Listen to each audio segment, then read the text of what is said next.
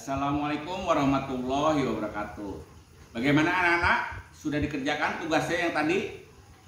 Alhamdulillah kalau kalian sudah mengerjakan. Jangan lupa ya, tugasnya nanti dikumpulkan pukul 11 hingga pukul 12. Oke anak-anak? Sekarang Bapak ingin menjelaskan apa yang ditugaskan tadi. Baiklah anak-anak, perhatikan. Tadi kalian sudah mengerjakan tentang sinonim.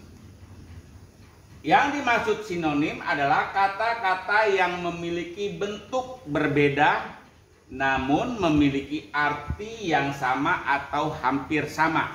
Sebagai contoh di sini, misalnya kata elok. Elok bersinonim dengan indah. Yang dimaksud dengan bentuk berbeda, kata elok terdiri dari fonim E, fonim L, fonim O, fonim K. Tapi bersinonim dengan indah. Indah beda bentuknya daripada elok. Indah berasal dari fonim I, fonim N, fonim D, fonim A, fonim H, tetapi mempunyai arti yang sama.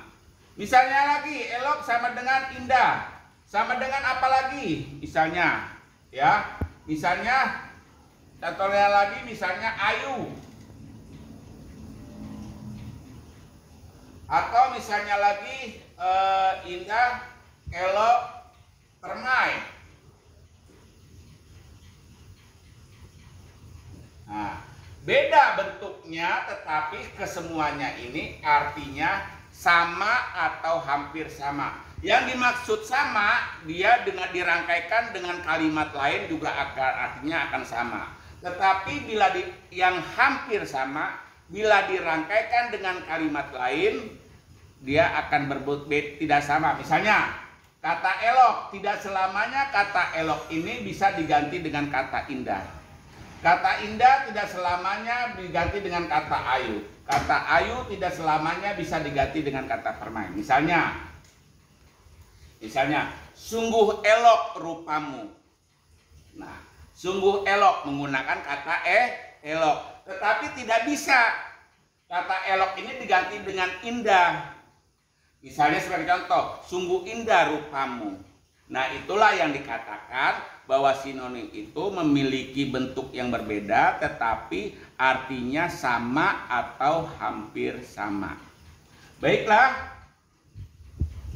lawan dari sinonim adalah antonim. Antonim adalah lawan kata, artinya bertolak belakang. Misalnya sebagai contoh, siang lawannya malam.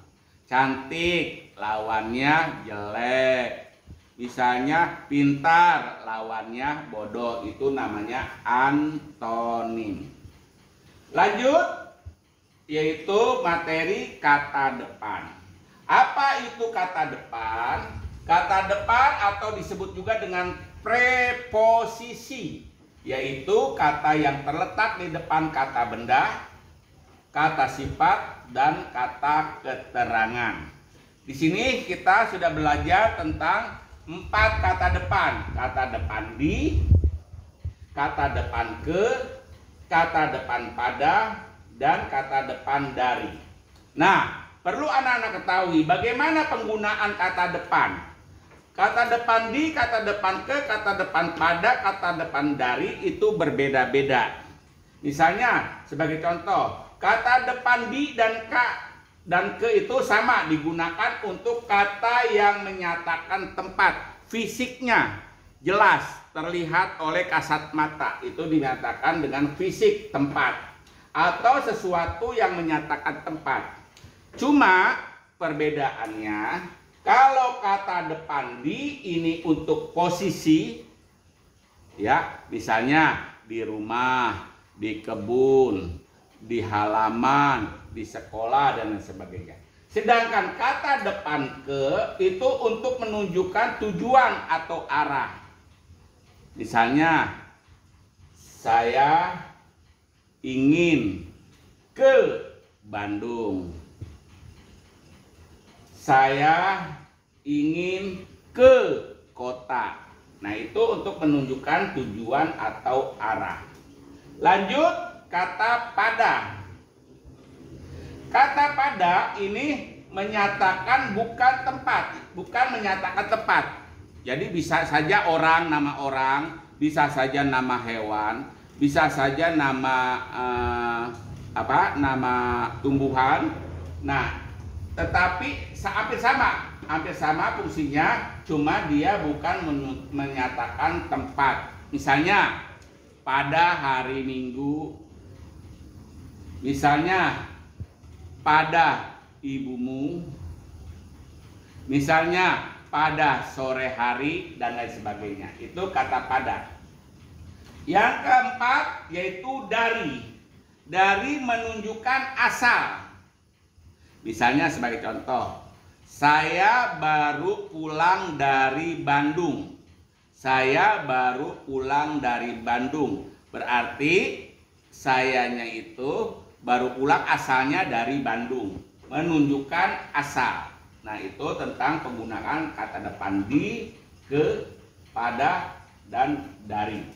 Lanjut, penulisan kata depan harus terpisah dari kata yang mengikutinya, karena di sini ada dua imbuhan di dan ke, dan kata depan di dan ke. Kalau imbuhan di dan ke itu tulisannya harus digabung. Misalnya dimarahi. Nah, ini di-nya ini harus digabung atau dirangkai dengan kata yang mengikutinya. Berbeda dengan kata depan. Kalau kata depan harus dipisah. Misalnya di rumah. Nah, penulisannya harus terpisah. Misalnya lagi ketua. Ketua ditulisnya harus dirangkai. Karena apa? Karena ketua itu berasal dari imbuhan ke ditambah kata dasar tua. Oleh sebab itu penulisannya harus ditulis serangkai. Misalnya lagi untuk kata depan harus dipisah. Kalau kata depan harus bisa dipisah. Misalnya ke rumah. Nah, ke di sini bukannya imbuhan, melainkan kata depan. Oleh sebab itu harus dipisah, ke rumah. Demikian penulisan untuk kata depan di dan ke. Lanjut pada materi berikutnya, yaitu penggunaan tanda koma. 1. Penggunaan kata koma dipakai dalam suatu perincian. Dalam suatu perincian atau pembilangan.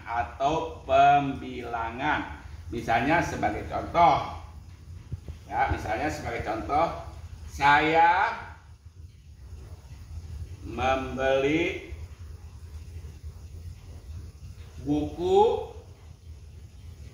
koma, ingat-ingat ya, koma, kemudian pensil, koma, pulpen, koma, dan penggaris, baru titik, baru tanda titik. Nah, penulisan tanda koma dipakai di antara unsur-unsur dalam suatu perincian atau pembilangan. Ya. Yang kedua bisa juga misalnya saya berlari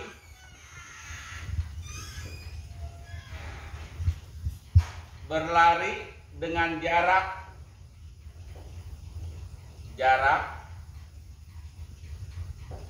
100 meter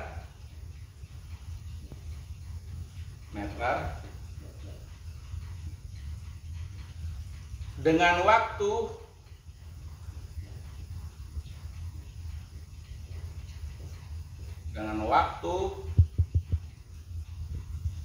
10 detik, 39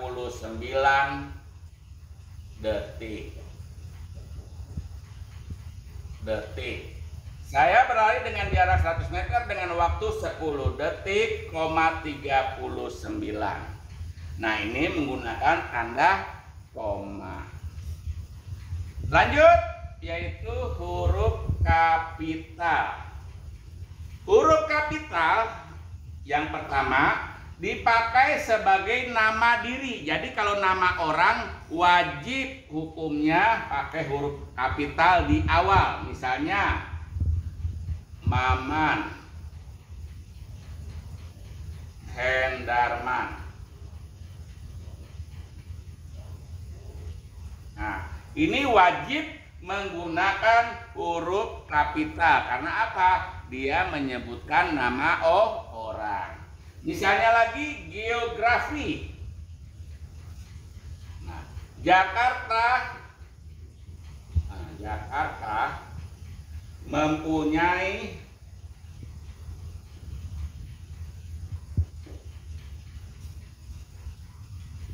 sungai, ini huruf kapital, Sungai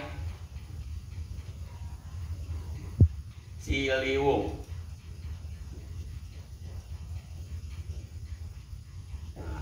Nah, Jakarta karena dia di awal kalimat menggunakan huruf kapital, tetapi Sungai Ciliwung juga ini menggunakan huruf kapital. Kenapa dia menggunakan huruf kapital? Karena sebagai nama geografi. Ini titik.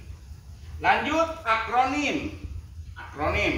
Akronim adalah singkatan yang sudah umum. Akronim ini artinya singkatan yang sudah umum. Misalnya sebagai contoh, SMP.N. Misalnya lagi TNI. Nah, ini dipakai untuk akronim, singkatan yang umum. Lanjut, judul dipakai untuk nama judul.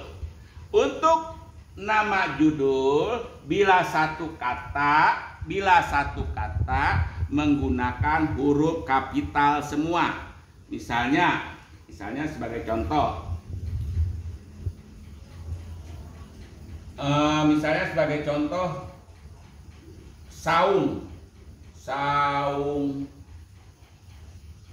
saungku.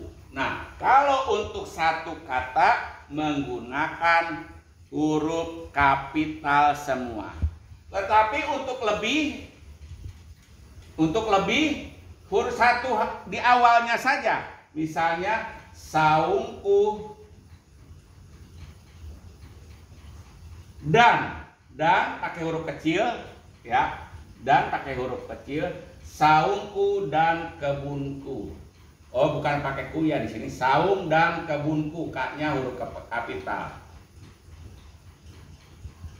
Nah, kalau untuk judul tidak boleh menggunakan tanda titik.